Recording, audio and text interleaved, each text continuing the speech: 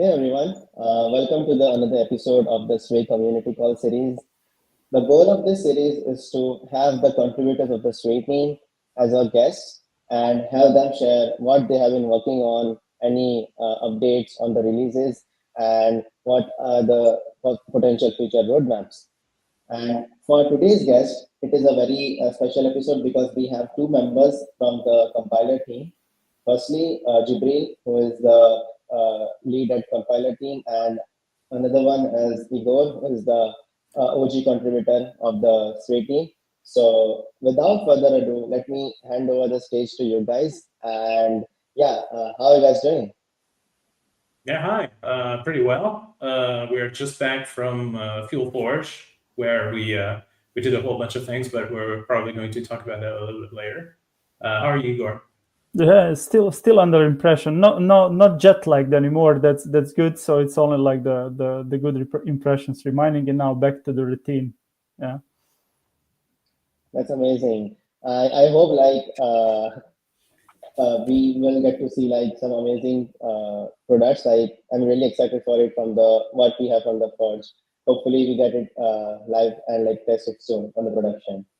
So yeah, and so for this one, so what are some of the amazing releases or the potential releases for this month that we will be having from the compiler team and the developers should know about?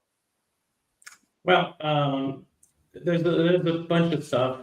Some of the already released stuff that I feel that people don't really use much, but probably should, includes impl for contracts.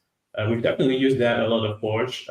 So the basics of it is if you're just implementing a contract and you don't really want to share the ABI type or have to write another ABI type, you can just write imp contract and just write the methods, and you don't have to do all the extra stuff, and it works directly. There's also some extra stuff so that you can actually use it in tests. To that, maybe like as a language developer, this is my favorite feature so far because like we write a lot of tests and a lot of sample programs and so on, and often the ABI is not needed at all. And I love this feature. Like it's just impl contract, write what you need, and like play a bit with it. Of course. That's super interesting. So if I get it correctly, like you will no longer need an ABI to import and just it will work out of the box. Excuse me, can I say that again? Yeah, I was just saying that you meant that you will no longer need an ABIs to import and it will work out of the box just like that. Well, if you're structuring a fairly complex contract with like other things that are calling into it, etc., it's still recommended that you have an ABI type that's explicitly declared, etc., that you import so that you can update it just in one place and reuse it everywhere. But it is very common for people to write just a single contract that's standalone by itself and nothing else is calling into it directly in Sway. So that simplifies that particular use case. I see. Yeah, that's super interesting. So maybe like I think if you can show a demo of something like that, how it would look like, so that would be really nice. If we can see if it's beyond like the usable state, so that would be great. Sure. Well, Igor, you do love the feature. Maybe you can just show some quick demo. Yeah, I can show some quick demo. Actually, I will just type it because for this particular one, I don't have a demo prepared. But that's actually the feature. You can just type stuff from scratch. Yeah, let's just have it from the scratch. So demo, and the feature is released, of course. So I'm just gonna go then to my demo folder and do the fork. New and it is in fork 69, so you can straight up just use it right now. Yeah.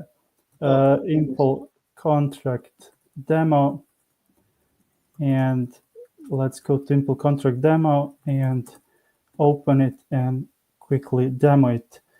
So what is it? Is the following.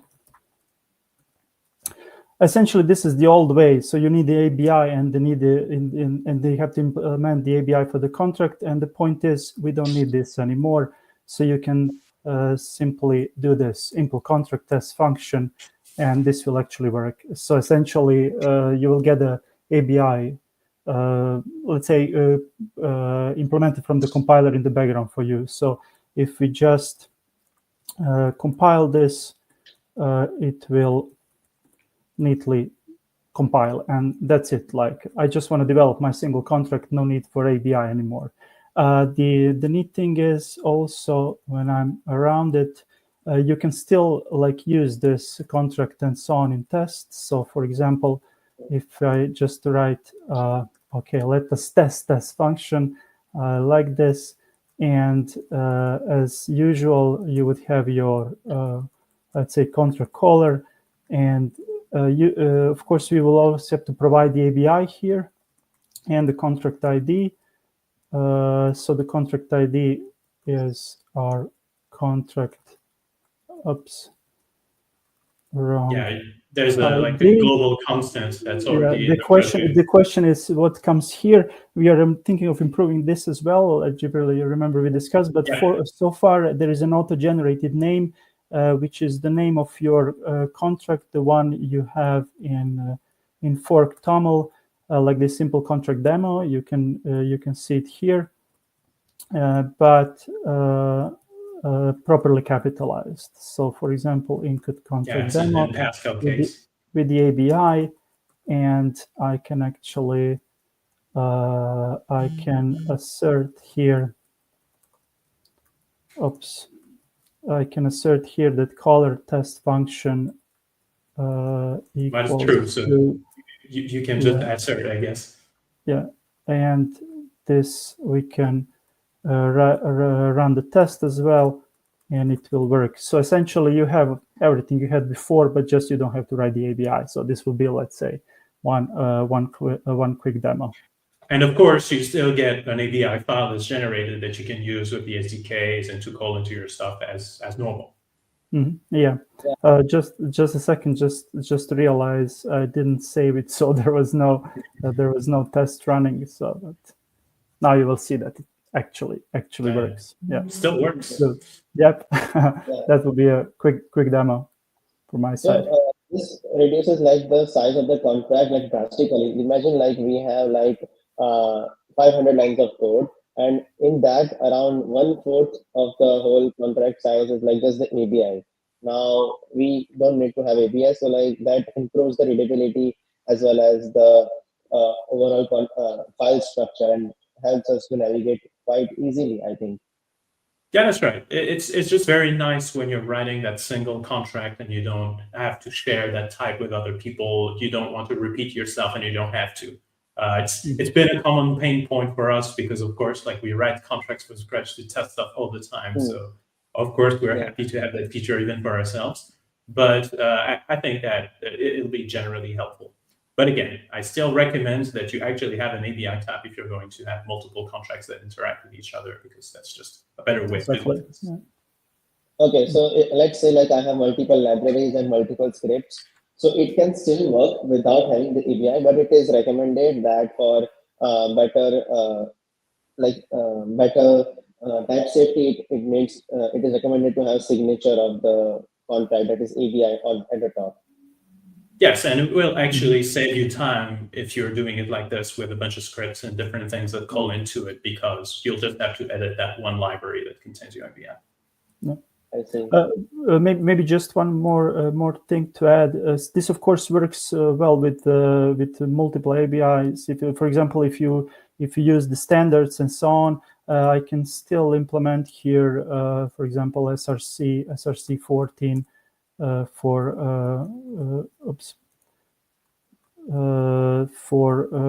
contract. This will be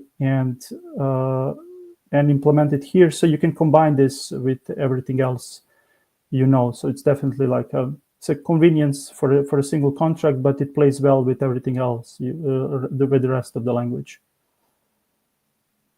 I see. And let's say that I want to have ABI, I want to use ABI. So is that compiler gonna output that in any particular file for this, or we'll have to It works as usual. You still will get your ABI file, and it would contain all the functions that you exposed, including those, and you will be able to use those with the SDK as I well. see. So yeah, so it basically the how the flow works with Intel is the same. It does a compiler just takes the heavy lifting of adding the compiler, like adding the ABI on its compiling side, and it can still work without the ABI signature. That's right. It's essentially just syntactic sugar so that you don't have to repeat yourself in those cases that we described. But it's still safe because, of course, like if you're implementing for yourself, you're not exposing the time for anything else. Yeah, I guess that's a major enhancement from the developer perspective, because I'm just wanting to test some other feature, then like try another smart contract functionality. Then it saves me a lot of time to have not to write the ABI at the top and simply go for the contract. Well, I don't know about major, but it's definitely going to save a lot of people a lot of time. Yeah. For the standard use case of I have my contract essentially. Yeah. Simple. That's nice. And this is already in 0.69 for release, so people can already use it. Exactly. So I'm running this like for my from my local fork. So you can see it. It's 69.1. So it's already released. Awesome. Yeah, that's quite fascinating. And what are the other features that developer might be interested in, or like might be benefited from the releases? So, maybe we can talk a little bit about the stuff that you've been working on, Igor. I'm talking specifically about the improvements to error handling. I mean, of course, we've publicized the new error types here before, but there are some more improvements that we wanted to do. Maybe you can talk about that. Yes. So for that one, I expect like a live demo for the next actually to be part of the next release.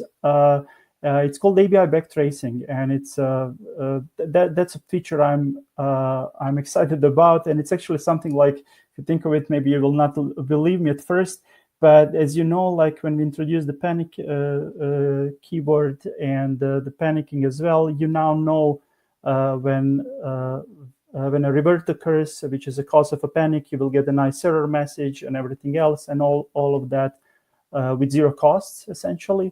And what we introduce now is that you will actually get a backtrace. So it will not going to be only, there is a revert in this line of code or panic in this line of code. You will actually get a backtrace, and you could see which functions actually called in the finally the function which panicked. But the powerful thing behind it is that it's also ABI backtracing. Don't ask us how we managed to do that, but you are going to get the backtracing again at this time, not exactly zero cost, but a very low negligible cost. And you will also, through the build options, be able to decide on your own how much of, let's say, cost you want to pay, or even saying like, I'm not interested in the feature, but the standard settings which we want to provide for the release build will, for example, solve you this typical issue where you have an assert failing and you do not know which one it is. So it will literally show you this is the assert which failed, and that's just one example. But essentially, you will get the backtracing done. Maybe just to give you an idea, we have a RFC on that. So okay, let's go to say RFCs, which explains the feature in detail, but it looks like this is the one. I just want to show you visually how it's gonna look like.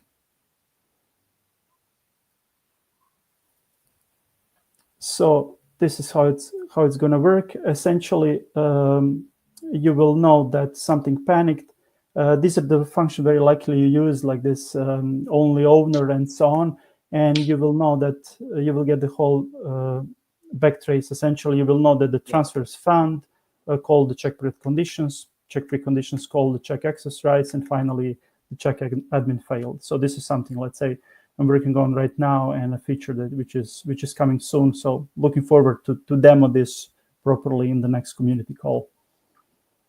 Yeah, so let's say if I am having some multiple proxy contracts, and maybe I am calling another contract on the first contract, then I can have the actual backtrace of where or which line of the contract, of which contract got panicked, and the entire call trace. I can see the error Well, message. this is interesting because not quite, but it's actually more impressive than you might think, because we already have this call stack for proxies. You might get it from for call, as I think has been demoed here before, but this is for the internal functions inside of the contract itself. Yes, so yeah.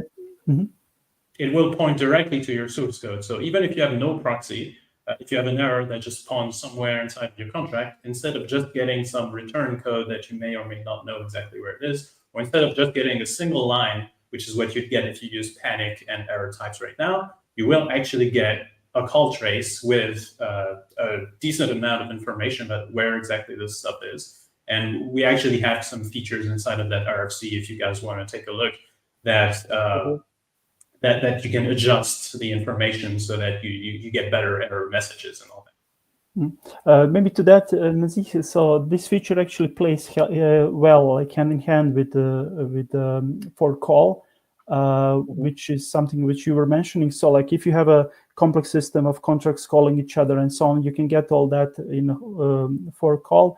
And on top of it, if some of the one of the contracts in the chain fails, you will actually get, as Jibril said, within the contract exactly like which of the internal functions were calling each other and which one of them failed. So we are enriching this overall information even more. Yeah, and ideally with a single like for call invocation that fails, you will be able to get like where exactly in which contract is any of this happening, what is the chain that led to all those events, and inside of that contract, what is the call chain that actually created this bug, and you should be able to jump directly back to your Sway code and fix it. Exactly. Yeah. So it improves the troubleshooting enormously. Essentially, it's from that like revert zero where we've started a couple of months ago, where you actually have no clue what's going on, up to the issue is here, and this is how you came to the issue. Yeah. And again, what I want to emphasize, at zero cost in terms of panicking, and also in a very, very negligible cost in terms of the backtrace on-chain cost. So we used to have this just like revert message, like okay, like the contract panic with the revert zero or like some status number. At some point it was like the major pain point, so like it fixes this fixes that pain point, and it now gives you the exact location or like the exact line where the error happened, like where the code panicked. That's correct. Exactly. There is, of course, like more improvement that we'll need to do once we ship this feature, including adapting the standard library to work with all this. But this is all planned, and we're definitely going to get around to this because the user experience of using this is so much better than just getting return code. Exactly. Yeah, and like anyone, like even who is not a developer, maybe if they encounter the error, like they can just see, okay, like this is where it panicked, exit statement, and they can report it maybe to the team or like just create a ticket for that, and it would be super helpful to debug. Absolutely, even in the front end, the panic messages are tremendously more helpful than just return codes. Exactly. Yeah. So this is like troubleshoot in general, and especially Nazih, this is what you're saying. Like this, if you want somebody to assist you with the issue, like it's a completely different thing when you get a clear error message saying you exactly actually where compared to I got revert zero or whatever. Yeah. Yeah, and I think Jibril mentioned that we can also control how much the information we want to expose via these messages or like backtrace messages. Is that correct? Yes, it is. It is actually explained in this document in more detail. Maybe I will not go through it, but just to give you an idea. There is a build option, and actually these build options are already implemented, where you can simply say which level of tracing you want to see, like in the backtrace. So for example, if you are not interested, if you know that in your own code you're not interested in some functions to be in the backtrace, you can simply mark them with trace never, and they will standardly not be shown. Or if you want in a release build always to have some of them, and this is an example with asserts, or for example with requires, you mark them with a trace always, and you will always get them. And using these build options, in the end, you can decide what you actually how much of it you want to see in the backtrace. And this also actually enables you to fine tune the cost which is paid. But I think the standard option, which means some of them, the most important, are shown, will work for most of the contracts and most of the people, because the real cost being paid is really negligible. I see. And let's say that I have a function with this a notion that is trace never. So that basically accept remove that function from being a backtrace. So now if something panicked in that function which is marked with trace never, what is this is gonna through a default revert error, or like how it's gonna work? So the reverts will still be, even if it's in that function or method. It's just that if it's a part of a trace, it will not be displayed. You will still get like the default behavior that you get with panic right now, where it will tell you that this panicked at this particular line, etc. You just won't get the extra information from the backtrace. Mm-hmm. I see. Yeah. But I would consider this to be, let's say, an advanced usage. So these attributes will be heavily used in the standard library, so that just by using the language in the standard library, you already get the best experience. And I expect this fine tuning using attributes to be used heavily by producers of the standard library. If I'm just writing my contract, let's say, I will get all of these standard settings for free, and it will already let's say just work for me. Yeah, for like a normal user, you would, like a normal developer, you probably just want to compile with the defaults and just panic with your errors as you've done using this feature before, and you will get the benefits of this in a way that doesn't compromise performance in too significant a way. Yes. Mm-hmm. Interesting. Yeah, that's definitely helpful for any developer or anyone who is using like that's the panic statement to find exactly what happened. So yeah, and jumping on, I guess, to the other feature, I guess there is another one called the hashing feature, which I would like to discuss. So maybe Igor and Jibril, you would like to share some light on that?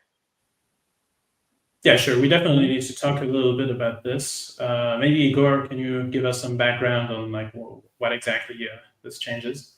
Yes, yeah, I can. I will. I just want to say now this is something completely different, unfortunately. So, aside for providing new useful features, we sometimes have to break things because of, let's say, our overseeing. And there is one breaking change which will come in the next breaking change release, which we definitely want to communicate well, and also get the feedback from you, and also especially if you need some kind of help.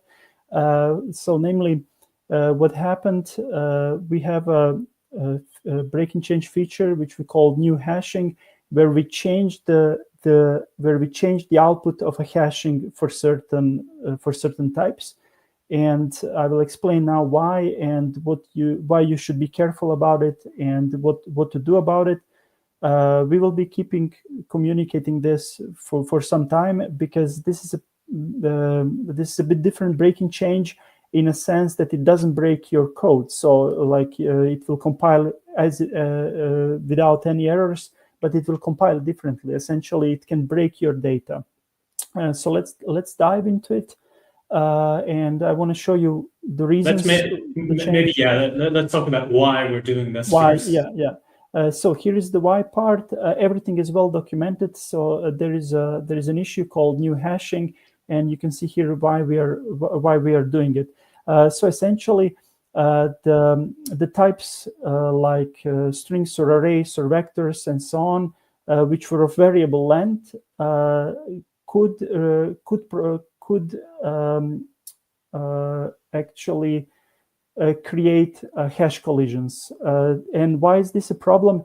A lot of our code, especially whenever we are caching something, or for example, when we have especially storage maps, is based on an assumption that if we have two different entities of a type, they will provide a different cryptographic hash, which is the case, and this is something we assume.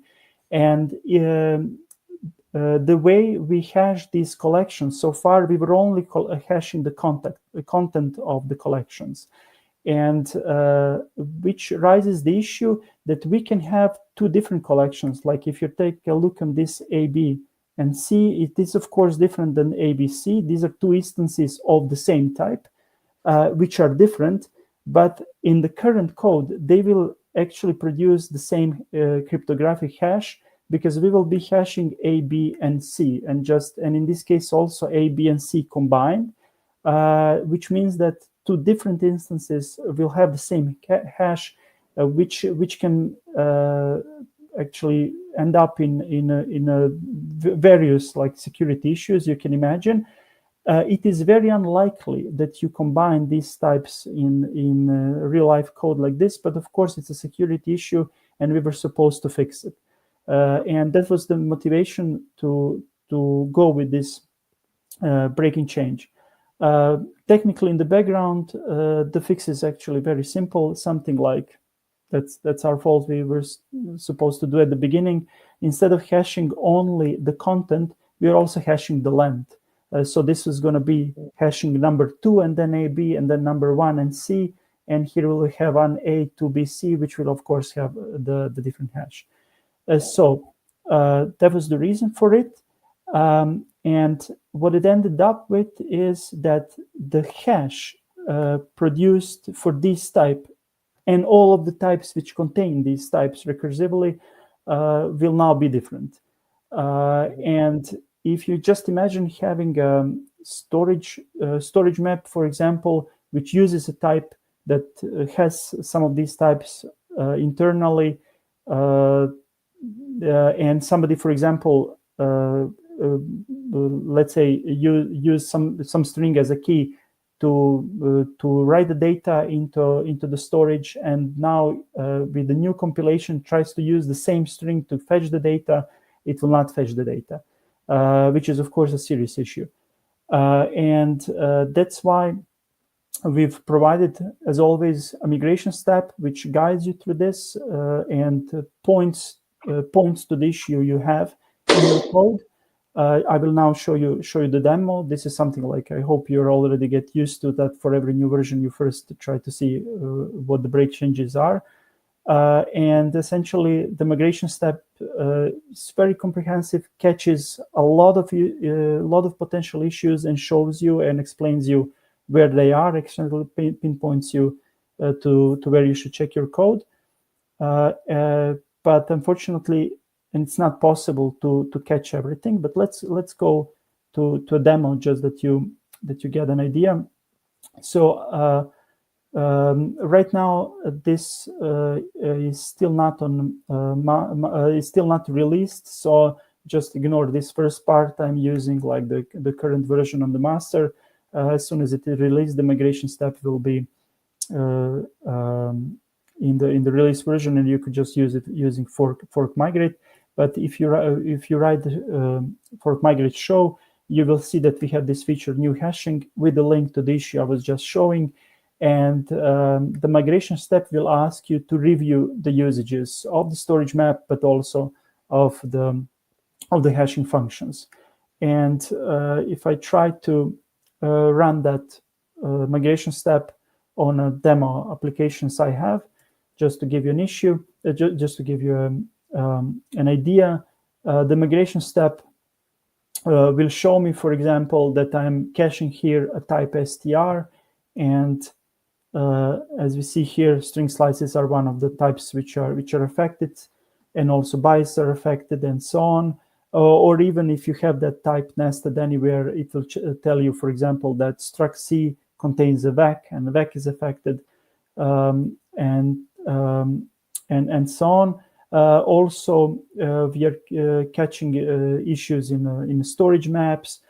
This is just a demo; is also a small one, not a comprehensive. But for example, you will get a warning if you use your own custom data types, storage types, that you double check them, and so on. So we've covered, let's say, a lot of situations which we know that you have in real life code, but also keep in mind this, let's say, warning here, like written in bold. Even if the migration tells you there is no issues found, you should still check your code. If you have any, let's say, non-standard patterns, we've examined a lot of real-life code, and the result was the migrations hints we wrote are very comprehensive, but then there are still some practices like having pre-computed hashes in const, or having custom hash implementations and similar. If you're using, for instance, hashes outside of Sway, we don't really have access to that, so we can't really help you with that. You have to know that you're using those hashes from Sway. Exactly. Yeah. I want to mention at this time that the experimental feature that includes this hashing that you described, Igor, is already available. So if you want to test your code for this stuff, you can already turn it on. But of course, stuff may or may not break that you don't really see. But you can test it right now. The migrations, as Igor is showing you right now, will help you. But again, you have to think through what is using hashes in your code and check the logic there. Exactly. Yeah. Maybe one thing to that, if there is anything let's say unusual that you use around the hashes, you will already know that. Migration are catching like all of those, let's say, typical usages and more. But if you were doing things like what Jibril mentioned, importing some hashes and similar, this is something what you usually know. Yeah. But the warning is here. One other thing, perhaps.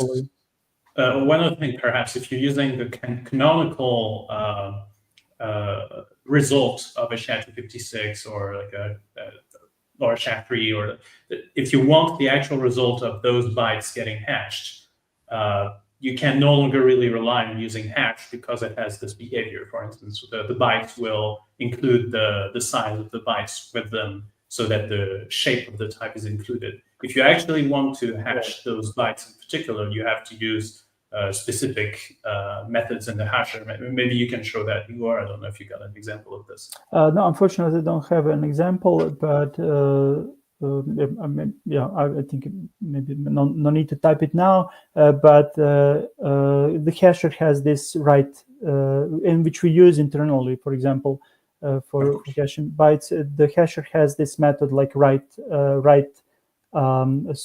slice, and then you will take a slice from the byte and then just write the slice without the length. I see.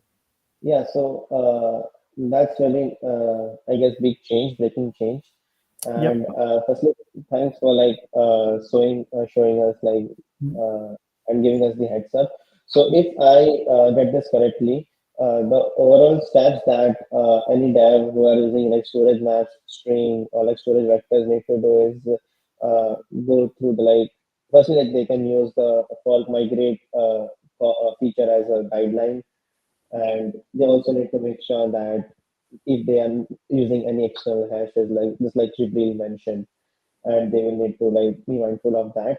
And apart from that, just go through all the places that we are using string as like string arrays or vectors and bytes, and like update like hashing of that. Like, is that correct?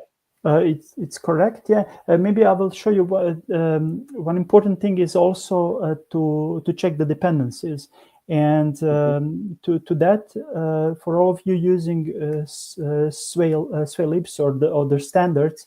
For example, in one of the libraries, so we have the asset library which implements these standards like SRC20 or 3 or SRC7, and for example, in the SRC7 library, we have this metadata standard for on-chain writing of metadata of an asset, and this one, for example, is affected with the change. Why? Because the function for putting the getting and putting the metadata essentially uses string as a key, and in the background calculates the cryptographic hash, the SHA-256 of that string, which means this is just one example. If you use this library like asset metadata, that means that you are already affected. The interesting thing here is what to do actually if it turns out that this particular change affects you. It can be that it doesn't at all. This is something we hope for. The question is what to do if it does affect you. First thing is maybe to give you a decision tree. Help with that. The first thing is to see if it is feasible to migrate your data. Essentially, now this definitely depends on a contract and a particular situation you have. You can also please reach out if you need some help and consultancy on that. But the first decision is, can I migrate my data and then use the new hashing, or that's not possible? If it's possible, the migration steps of the data migration steps is again specific to your contract. But if it's not possible, it's important that, assuming that you will upgrade the contract or have it behind the proxy, to compile essentially in a newer version of Sway without this feature turned on. So this experimental feature, which is called new hashing, so the flag for the feature is new hashing, is currently turned off. Once we turn it on, we will still have it within a compiler as a feature. So that means if you see that you are affected and you cannot migrate your data, you have to make sure that you build your future contracts by turning off this feature by using the no experimental flag. So this will actually give you the behavior you have currently, and of course this assumes that that there is no security impact of doing this in your particular code. Yeah. I should mention that what will probably keep this available for quite a while, because of course the costs of migrating this are pretty high. We will eventually get rid of that feature because it is a security hazard. So you should still consider migrating at some point. Yeah, I mean, sooner or later, you should consider migrating it to the hashing feature. Mm-hmm. Yeah, so that's, I guess.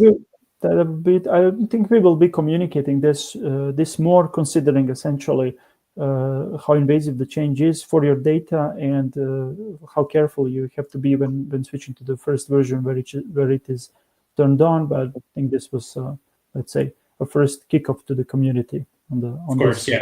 Yeah. I want to say we're fully aware how annoying this is going to be, but again, it's security, so we can't really get around something like this. And we're willing to provide as much support as we can, of course, both through the migrations, and you can contact us to actually get some help for your migrations if you're stuck. We want to help you to do this, but yes, we still have to do it. Yeah. And what is the ETA of this release? Can we have that for like the viewers? Sorry, say again? What is the estimated release time for this feature? Right. We don't know exactly when it's going to land just yet, but it is going to land this month in September. I see. Yeah. So I guess we can say like in the next 2 or 3 weeks, it will be live. That's correct. Yeah. Yeah, and we will communicate it on our forum as well as on the Swelling channel on Twitter, so you can keep your eye out there, and yeah, turn your notifications on. So, thanks Igor for like the really wonderful explanation of the Welcome, hashing feature always. as well. Yeah, all the RFCs. And one last thing I would like to point out is we have currently ongoing discussions about the transfer from functionality. As you know, like we have native assets in Fuel, which does not provide you with the transfer from because you do not need to. But in order to replicate that functionality, we have an ongoing discussion on the forum. I would love to have everyone's feedback, every straight hour's feedback, or even we are from the Ethereum background, would love to know the ways we can implement it. So check out on forum for that. And yeah, I guess that's all from for this call. I think this was one of the very I would say heavy in terms of the crux and the knowledge. So yeah, thank you so much for Igor and Jibril for jumping on the call and relaying information to the devs and the community. And yeah, I will see you guys probably in the next one soon with another guest. So yeah, until then, bye bye. Yeah, thanks. See Thanks you for next having time. us. Bye. Bye. Bye, everyone.